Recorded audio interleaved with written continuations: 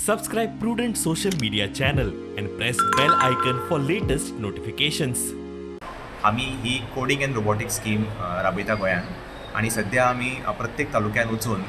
जी आमची optional curriculum आसा म्हणजे जे नॉन स्कूल आवर्सान आमी कोडिंग स्कीम कशी राबोवपाची हाजे आमी अवेरनेस सेशन कंडक्ट करता प्रत्येक तालुक्यान. आज आमचो 7वो विजीट आसा हेडगेवार स्कुलान म्हणजे तिसवाडी तालुका खातीर.